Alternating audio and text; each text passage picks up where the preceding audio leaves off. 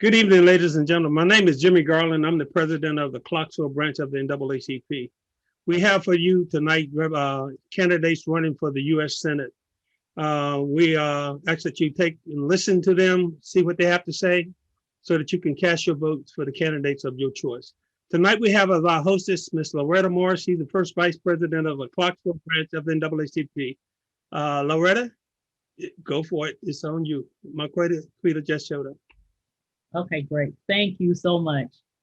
I want to thank everybody for coming on. Okay.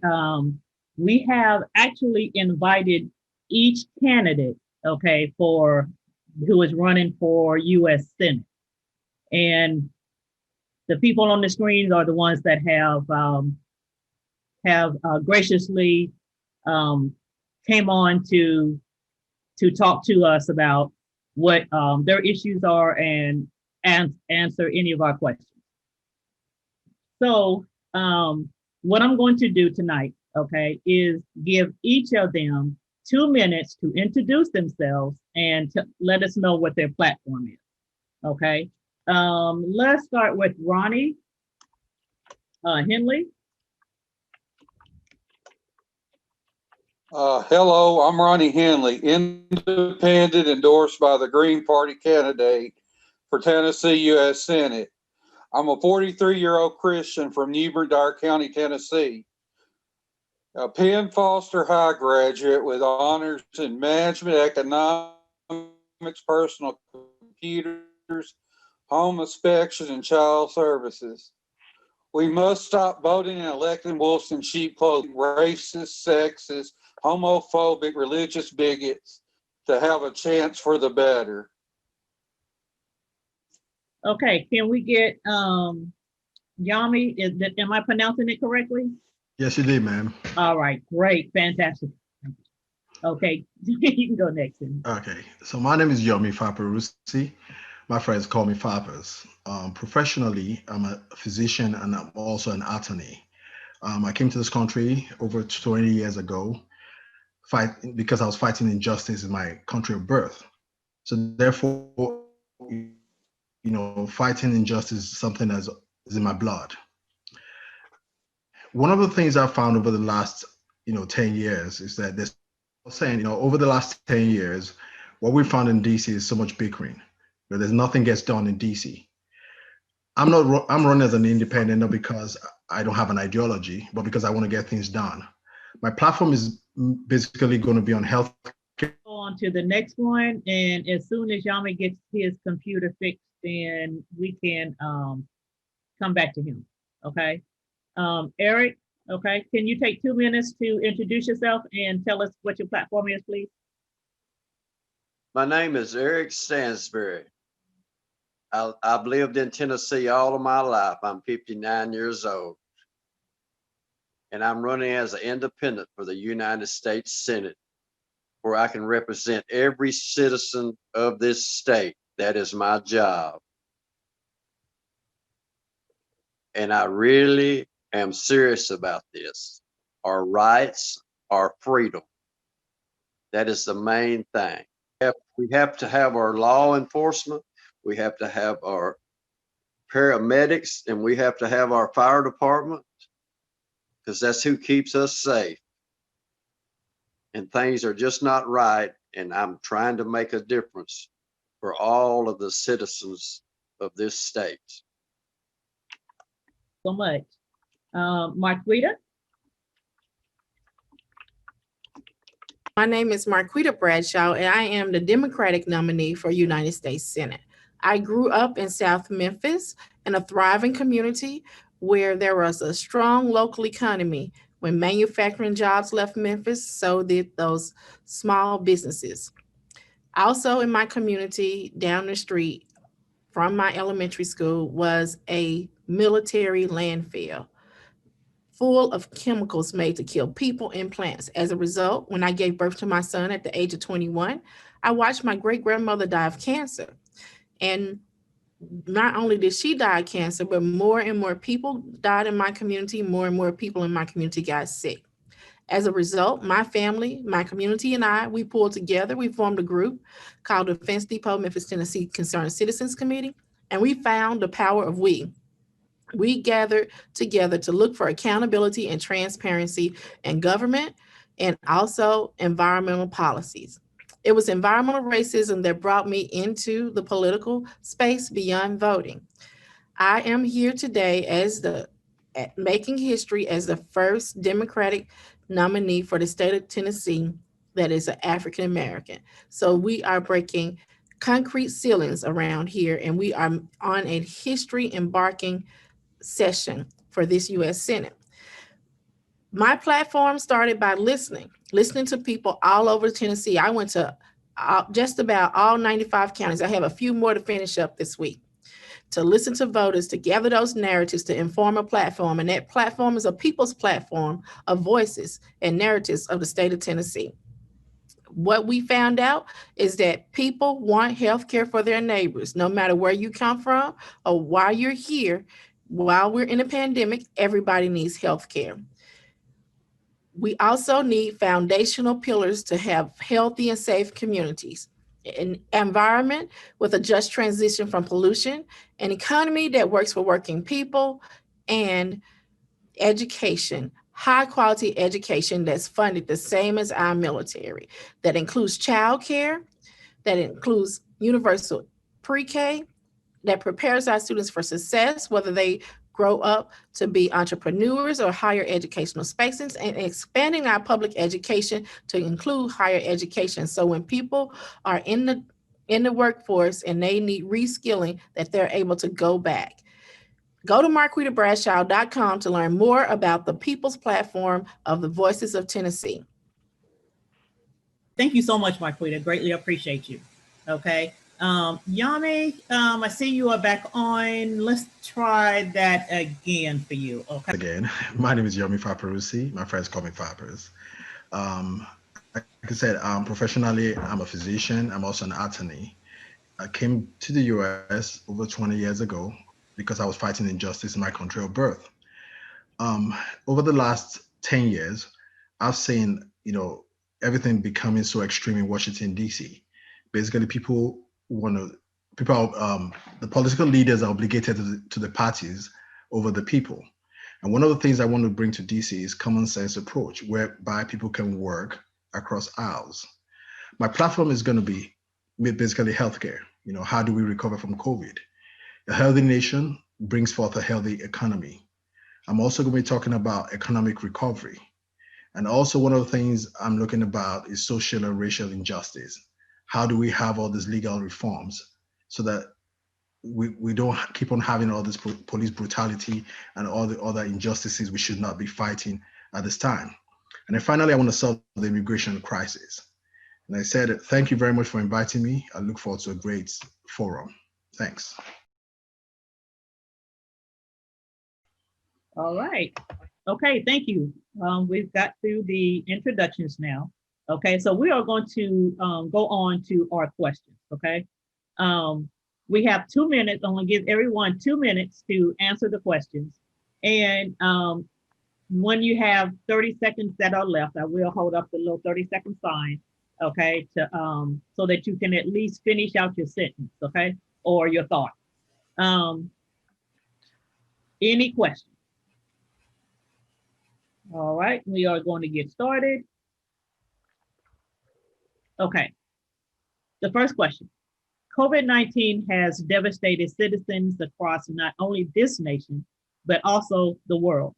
With more than 200,000 deaths and tens of thousands of people unemployed, what do you think your role will be to get America back on track to becoming the most democratically ruled nation around the world?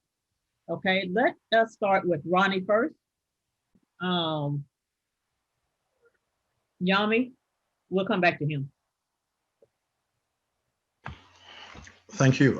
First thing I'll do is we're going to expand Medicaid, because that would have been something that would have helped a lot of people, had we not played politics with it. Another thing we have to think about is access and affordability. We need to do something about the rural healthcare system, whereby, giving them grants to be able to stay open. There's so many people that depend on these rural healthcare facilities. Another thing we have to do is we need to stop playing politics with science. We should have had a federal lockdown as opposed to just states deciding what they want to do or not. Another thing we have to look into is the economy, promoting small businesses, because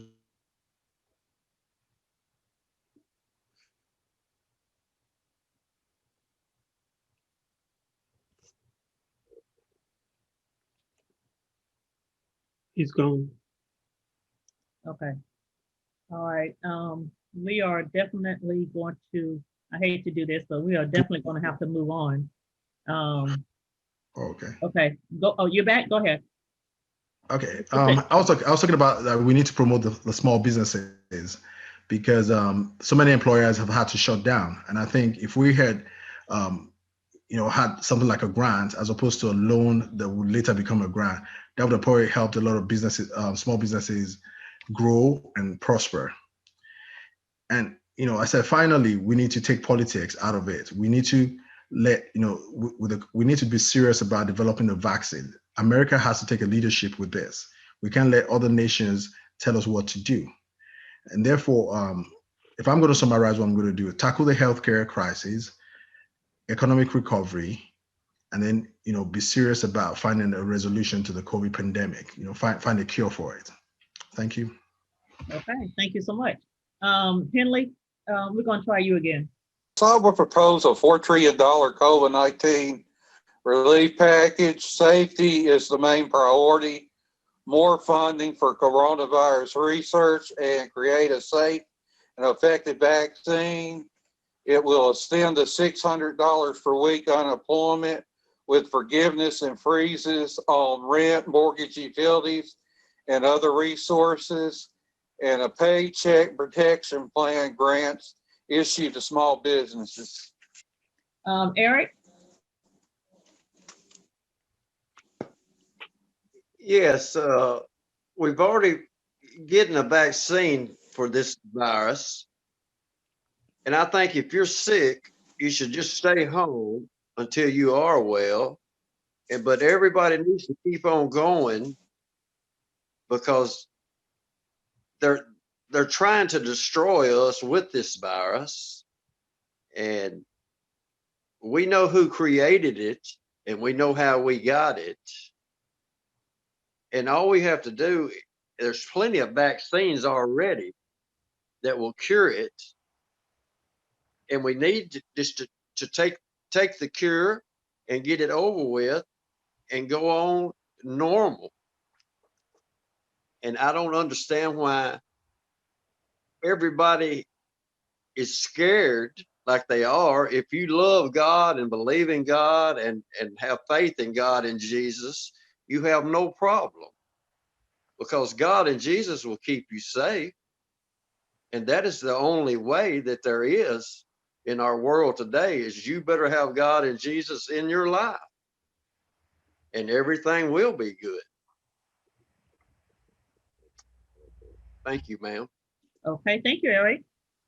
Marquita? We are seeing some signs of long-term economic decline from this pandemic, including millions of job losses have become permanent.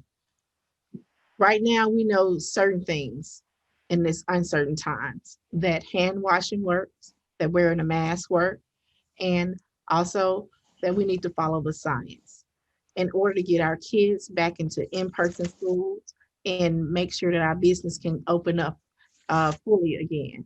So right now, we need everybody to do their part to know that the virus is real and that you should take precautions. Now, we must be able to implement long-term solutions and a stimulus package that actually support people right now while they're going through unemployment, and also be able to rebuild our economy better than it was before.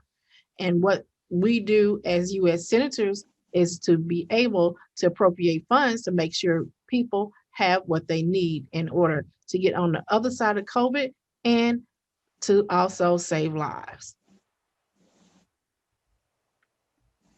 Okay, thank you. Okay, next question. There is much discussion about the use of the mail-in absentee ballot during the November 3rd election cycle. The practice has been used by more than 6 states for some time now. How would you react to possible challenges that could be mounted by the current administration concerning the credibility of the process that has come in play during COVID-19? Um, Marquita? We have to make sure that our election process is protected because it's the foundation of our democracy. For people to be able to have the right to vote and for them to be able to safely vote, especially in a pandemic. And absentee ballots are a safe way for people to vote. And we should not be casting untruths when it comes to our election. It's time now for people to participate in this process to be able to select leaders that will lead us into the 21st century. Right now, you can actually get ready to vote early. Early voting starts October 14th, and you can actually go to Go Vote TN to find out exactly where your early voting location is.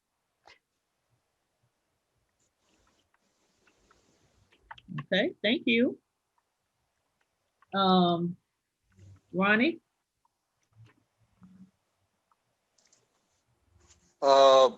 Yes, I support the passage of election security legislation, automatic voter registration, declare election day a national holiday. Majority of states, the District of Columbia and U.S. territories require photo ID to vote. It's a burden on low-income individuals who can't afford. I would require states, the District of Columbia and U.S. territories to assist anyone obtaining information. If legit, issue them a free photo state identification only for voting purposes. The voting machines would be required to leave a paper trail, and we'd make mail by voting permanently. Okay, thank you. Yami?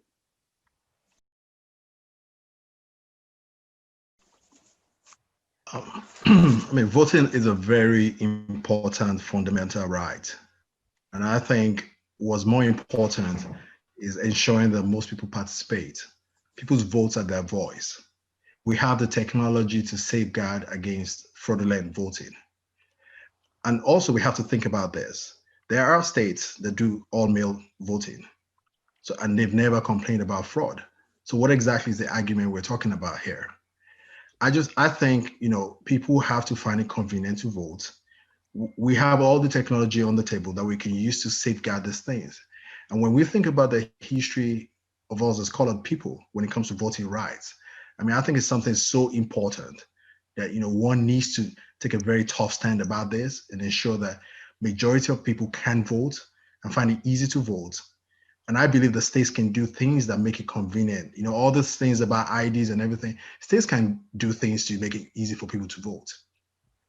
We can improve on our technology. We can improve on the IT, but we have to make sure more people participate in voting because we want to hear their voices. Thank you, ma'am. All right, thank you.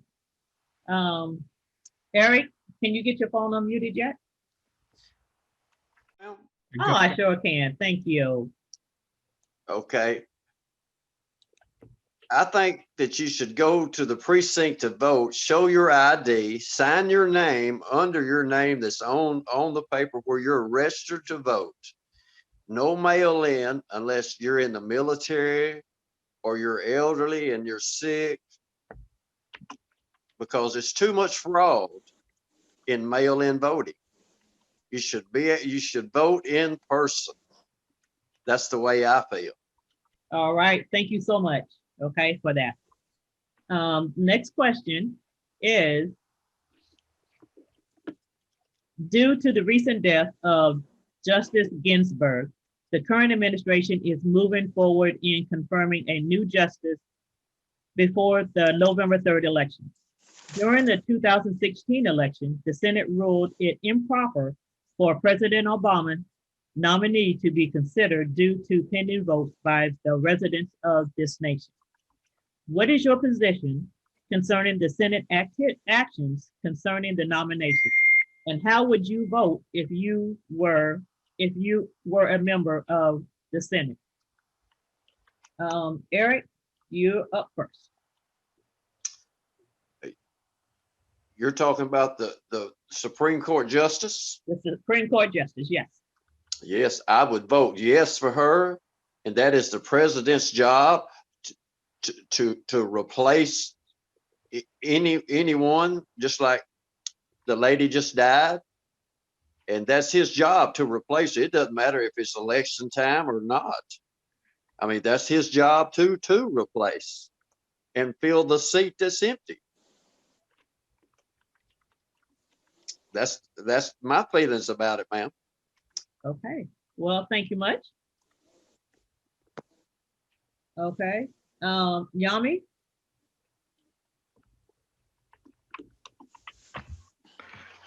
I mean, if elected as a senator, I'm not going to probably say on the first day of the hearing how I'm going to vote. I'd like to, ask some questions about the judge's philosophy. I'm a person that I personally do not think is appropriate to ask a judge about their ideology. Okay, wait. The question is, due to the recent death of Justice Ginsburg, the current administration is moving forward in confirming a new justice before the November 3rd election.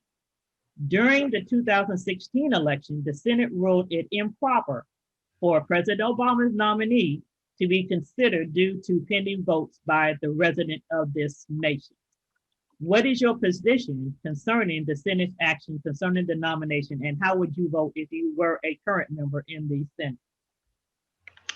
Okay, if I was a current member in the Senate, I would vote, to proceed with the nomination process. And the reason why I will vote to continue is because I just believe the president's discretion. Marquita, we'll get him when he gets back. The Supreme Court is supposed to be a non-political part of our government. And the loss of Ruth Bader Ginsburg is one of those things that we should still be grieving from. But before her family could even go through their traditional grieving processes, they had moved to try to confirm another Supreme Court justice. Based on actions of the past and the precedents of the past that was set in place by Republicans, the next president should decide who the next Supreme Court justice is, because it's so close to the election, and that has been the precedent that has been set before. Okay, thank you. Hey, Yami, are you back? Yes, ma'am, I'm back. Okay, let's let you finish, okay? Okay. So I was just trying to say that the only reason why we find ourselves in this situation was because Harry Reid decided to change the rules about how the Senate votes. And so so I would, like I said earlier on, I would vote to proceed. I agree, the Supreme Court justices should be nonpartisan, but the reality of life is that, sadly enough, over the last years, there's been a lot of hypocrisy between the Democrats and the Republicans. And so that's what we find going on now, another form of hypocrisy. Thanks. All right, thank you so much. Henley? Yes, I think we need to wait after the election for the incoming president to decide their candidate when it comes to Supreme Court justices. Also, I would add an extra justice, and half would be liberal, half would be conservative, committed to taking an independent view on case rulings. All righty. Thank you so much. And thank you so much, Ronnie. Appreciate you. Okay. Over the past 4 years, America has become a nation in isolation. Even our neighbors to our north and south do not want Americans to visit their country.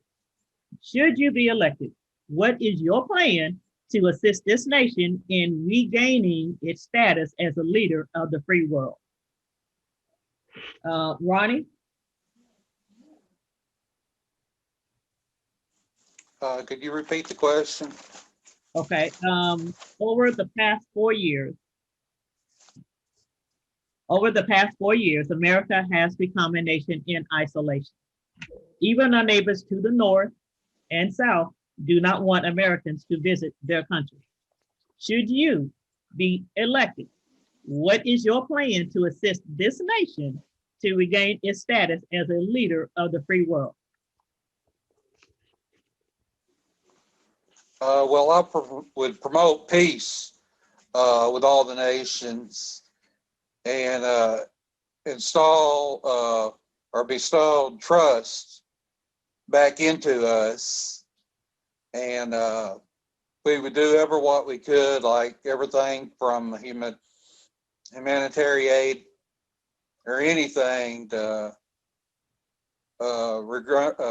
gain a more grateful relationship.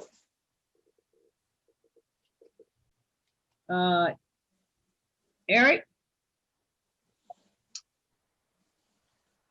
Well, the first thing is our Congress has not done nothing the last 4 years. And we need to take care of our own right here in the United States before we worry about anybody outside our country. It doesn't matter if it's north, south, wherever it is. We have to take care of our own first. And then we can deal with our other country neighbors.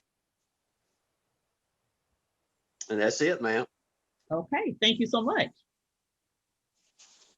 Marquita? I think we should always be the beacon for the world to represent what democracy truly is. We need to make sure that we are participating in the world bodies to restore the faith that we are the leader of the free world.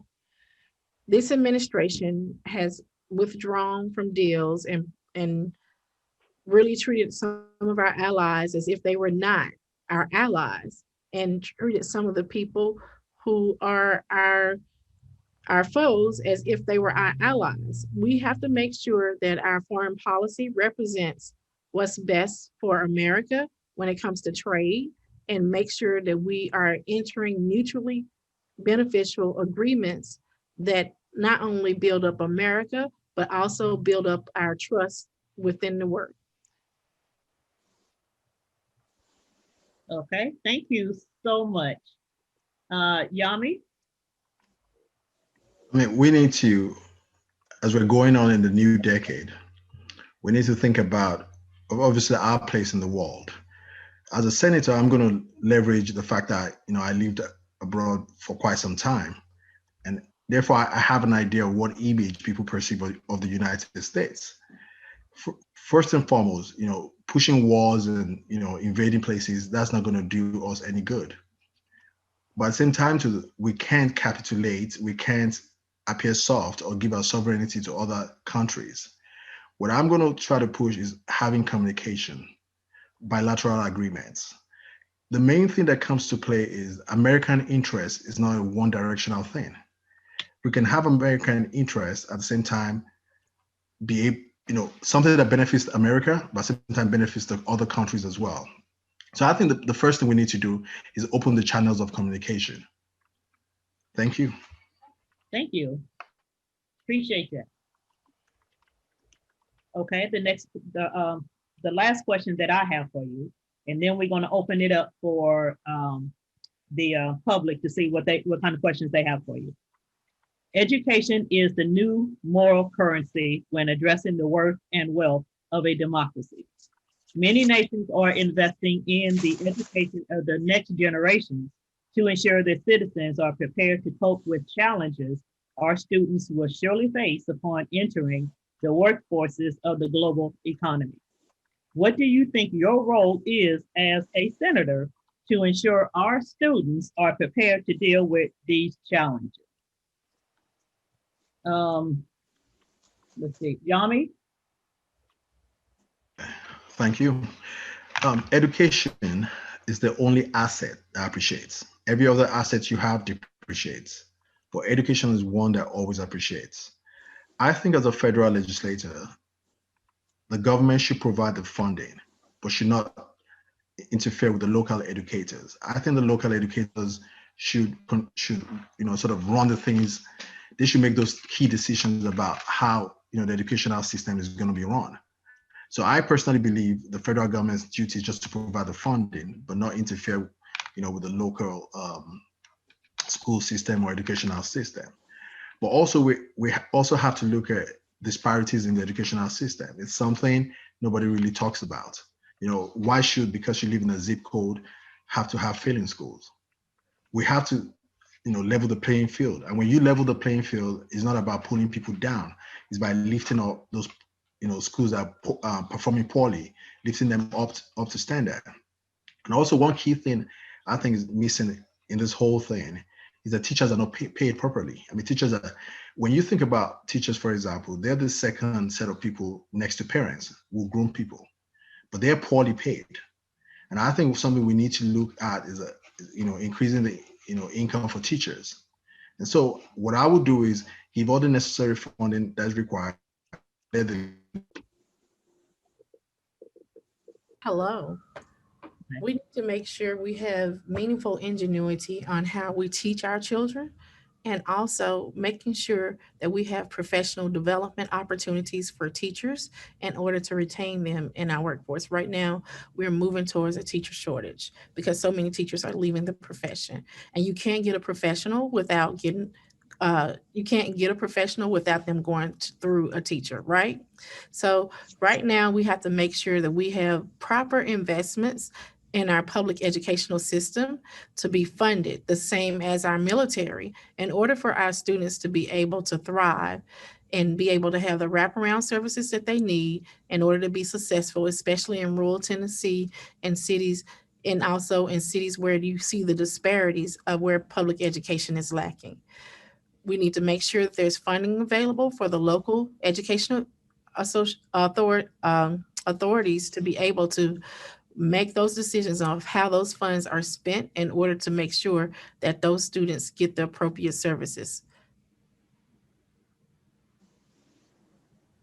Okay, thank you so much. Ronnie? I support universal pre-K, school meals and student loan debt forgiveness, universal school meals, tuition-free colleges and universities, 0% interest loans that covers educational resources and raise teacher salaries by 21.5%, includes HBCUs. Okay, thank you. Eric? Yes, they need to go back to teaching the fundamentals, history, English, science, all of that. They don't need to teach them to hate the United States like they're doing. And I don't understand why they're doing it. I had a great education. I had great teachers, and we went to school. It wasn't no such thing as fall breaks or spring breaks. We got out for snow, and we got out for Thanksgiving, and we got out for Christmas. And none of that happens nowadays. The kids are out of school more than they're in school. And they're not learning what we learned. So the teaching needs to change. That's all, Miss Loretta. All right, thank you, Eric, appreciate that. Okay, now questions from the audience. The Tennessee Valley Authority has the mission of providing utility power for the states in the southern region. Over the years, they have changed their areas of concentration to bring in new businesses to local communities. The companies come with a price. Normally, the local residents incurring an increase in their utility bill.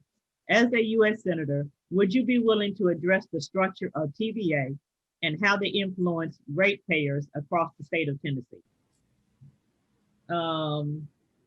Let's see, Eric. Well, the Tennessee Valley Authority, I know they create electricity, but they do mess up a lot of things. They really do. And I really don't know what to say about the Tennessee Valley Authority. Thank you, ma'am. All right, thank you. Ronnie? I would decrease their rates, Okay. and also they would have payment plans that fits the customer's budget, and require them to meet the best of quality. Okay, thank you.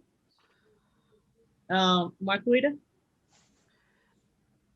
TVA, its mission is to provide utility power for this state. And the way that it actually does that is supposed to make the energy burden decrease because it's a public traded utility.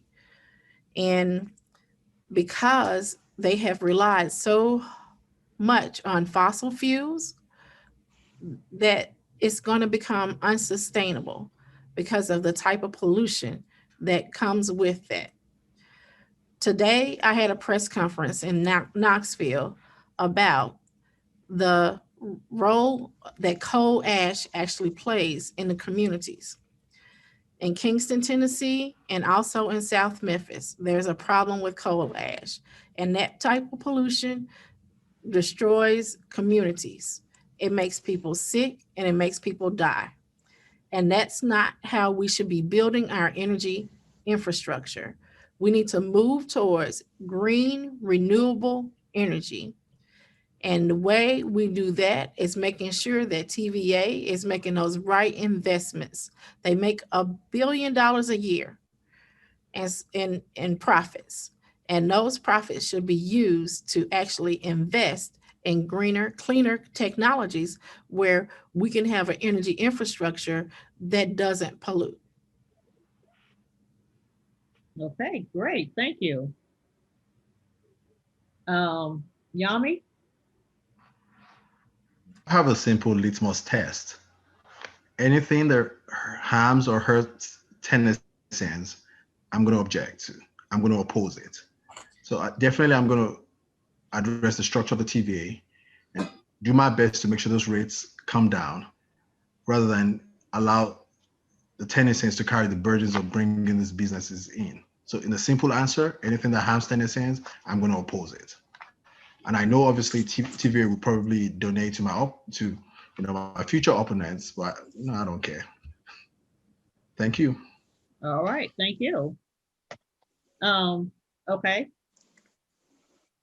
How do you feel about Trump telling the Proud Boys to stand back and stand by? Eric? How do I feel about him telling what now, ma'am? The Proud Boys to stand back and stand by.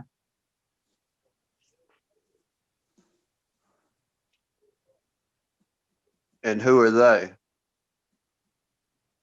They're part of the white supremacy.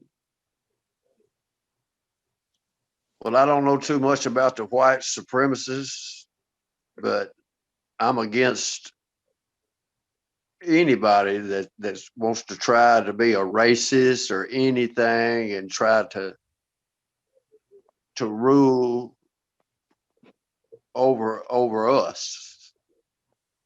I mean, this is our world, and I want to take care of all of the citizens of this state. That's my whole plan. And That's all I have to say, ma'am. Okay, thank you, Eric. Yami? The president should have clearly condemned them. It was very disappointing that he said that. And I felt he should have been clear in his condemnation of the Proud Boys. Thank you. Thank you. Ronnie? Yes, I would, the president should have condemned it. No president should support any hate group. It sends the wrong message. And this is 2020, and we don't need to have discrimination or anything like that permanently. Okay, thank you. Marquita?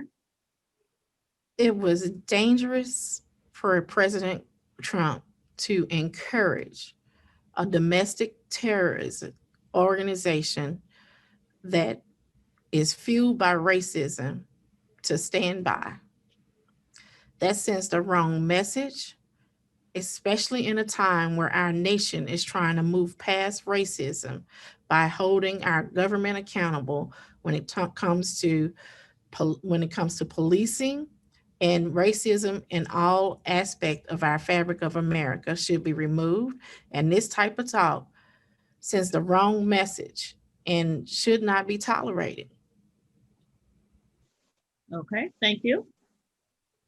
Okay, we're going to do one more question. Okay.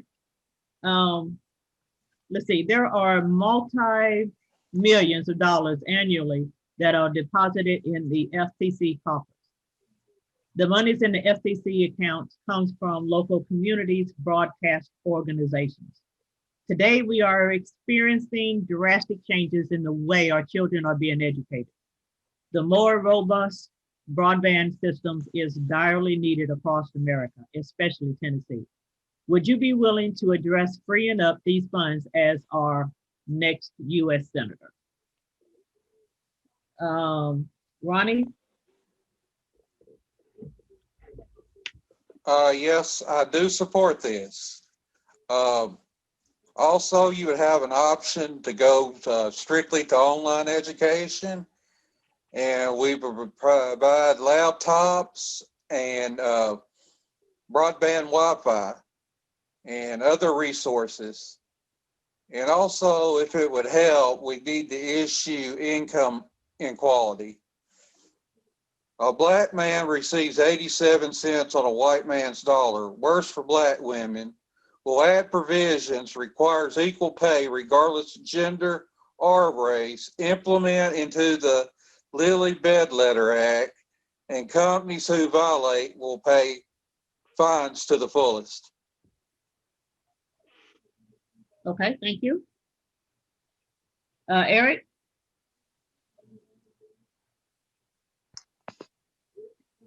Yes. Would you repeat that question again, Ms. Loretta? Okay. Let's see. Okay, there are multi-millions of dollars annually that are deposited in the FCC coffers. The monies in the FCC accounts come from local communities, broadcast organizations. Today, we are experiencing drastic changes in the way our children are being educated. A more robust broadband system is direly needed across America, especially Tennessee. Would you be willing to address freeing up those funds as our next U.S. Senator?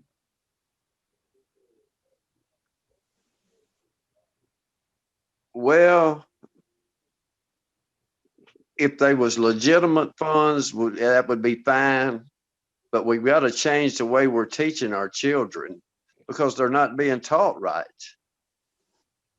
I mean, they need to go back to old school. I don't care if this is 2020 or not. I was born in 1961, and when I went to school, everything was great, and we learned everything.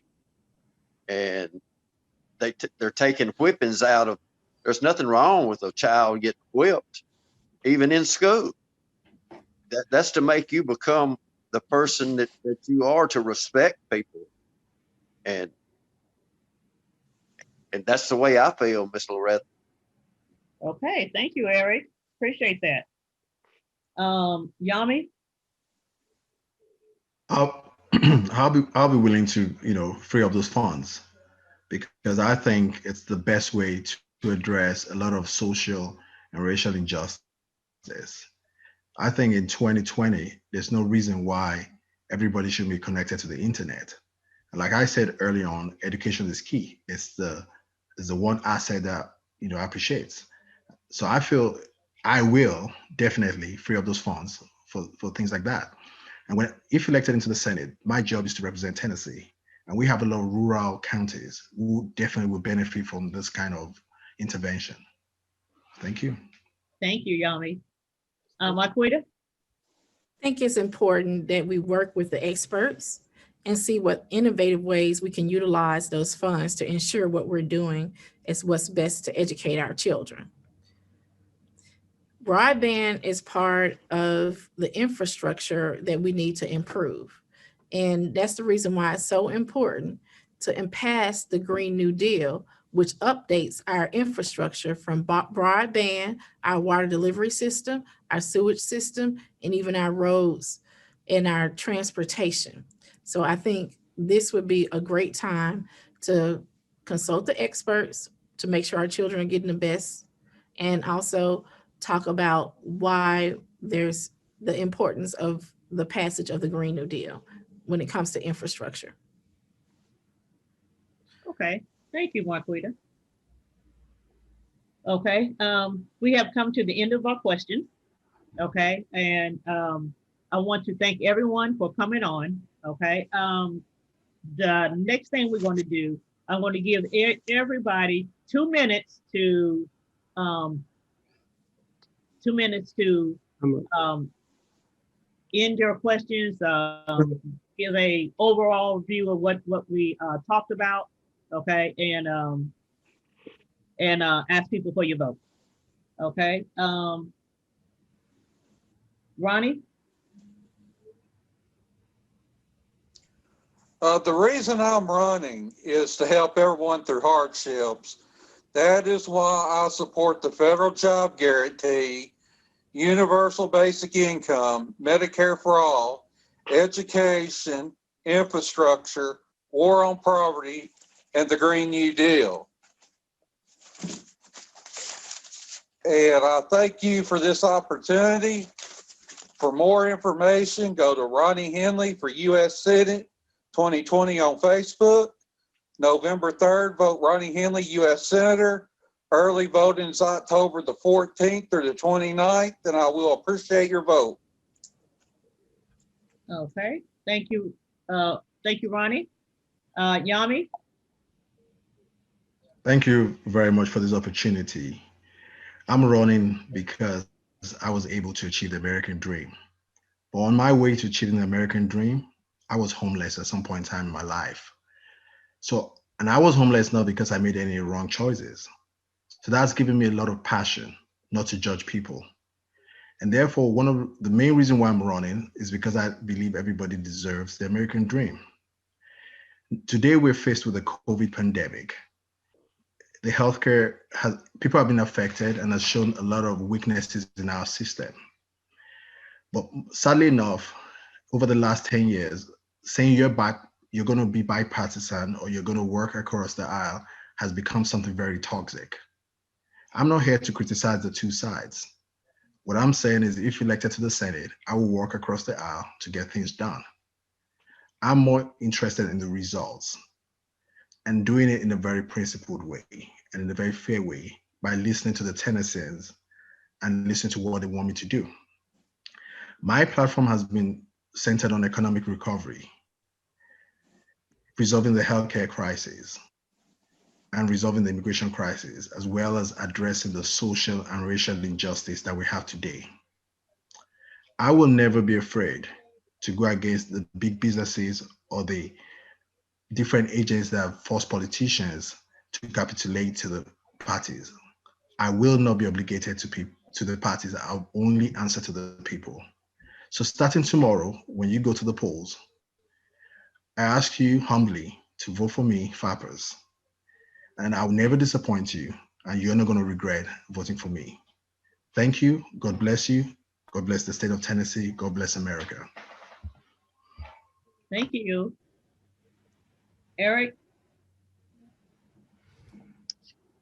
Yes, I want to thank you for having me, and I am pro-life, I am pro-church, I am pro-family, I'm pro-law and order, I'm pro-gun, I'm pro keeping all of us safe from outsiders and from those who are within our country trying to destroy us. And I'm here for every citizen of this state because I care about all of us. It doesn't matter about our colors because all colors matter. And I have a great Facebook page that tells everything I stand for. And I am proud to be a citizen of Tennessee. I've lived here all of my life. And I want to do the right thing to win the Senate race and support and represent every citizen of this state. And God bless you, and God bless America, and thank you for everything you have had for us tonight. Thank you, Eric. Marquita? I grew up in South Memphis where we experienced pollution, and that's what brought me into the political process beyond voting. Working people have the right to have healthy and safe communities. I don't want anyone else to ever experience what it was like to live in a polluted community. And I understand that in order to move towards the 21st century, we need certain things to happen. But I just didn't start with just my issue and what was important to me. I committed to going to all 95 counties to talk to Tennesseans all across this state to inform a platform that you see on marquitabradshaw.com of Tennessean voices, so I know exactly what I'm supposed to do once I'm elected to be the next United States Senator. Right now, we're opening up 10 offices across the state to say that we are here and we are available and we are transparent to make sure people know that not only am I here during the election process, but I will also build that trust to be on the other side when I become your next United States Senator. I started by listening, and we put together a platform of voices all across Tennessee. And it was important for people to have health care for everyone. It was important for people to have high quality education for every child. It was important for people to have an economy that works for all Tennesseans and just not the ultra rich. Right now, the US Senate does not represent all of the citizens. And we can do something different right now, and we can make history by pulling together as working people to send a voice to Washington that's going to represent the people. My name is Marquita Bradshaw. Vote for me for U.S. Senate. Go to marquitabradshaw.com to learn more. All right, thank you, Marquita. Okay, that actually ends our forum tonight. Like they were saying, the early voting starts tomorrow at 8 a.m. At the at our Montgomery County Election Commission. Okay, we have had numerous forums, and I hope you have listened to each and every one of them and decided who you want to vote for. Okay, let's make the correct choice for you. Okay. Now let me turn this over to our president, President Garland. Thank you, Loretta, and thank you, candidates, for being on with us tonight. America is an experiment, and it's an experiment well worth investigating. I asked the question about TVA because I'm not only the vice president for Middle Tennessee, but I am also the chair for the Environmental Justice Committee for the state conference. TVA, when it was formed in the 50s, was formed because Tennessee and the southern states needed electrical utilities. When they were originally formed, they didn't make a whole lot of money, but now you find that a reason why the question was asked, and I want you to understand why I asked the question. A lot of the monies that we are paying in rates are going to the people that are in charge of the Tennessee Valley Authority. You got board members making $45,000 a year. Oh, They only deal with 4 meetings a year. Think about it. And you have an individual who's in charge making over $10 to $15 million a year, more than our president. So if whichever one of you are to become our next senator, all I was asking is that you would take a look into that, investigate. Each time that there's a change in the roster, every senator in every U.S. House of Representatives get a vote. So the bottom line, you cannot say you don't know you will not know when it happens, because you will have to cast your ballot or remain silent. Again, we thank you for being on with us tonight. We are the Clarksville branch of the NAACP. We will be down at our plaza on tomorrow, starting at 1 o'clock, to make sure that our people are allowed to vote and they'll be able to cast a vote for the candidates of our choice. That is the purpose of these forums. Again, thank you and good night, and we wish you all the best. God bless. okay. Thank you, guys. Appreciate you. Until next time. Yes. Yep.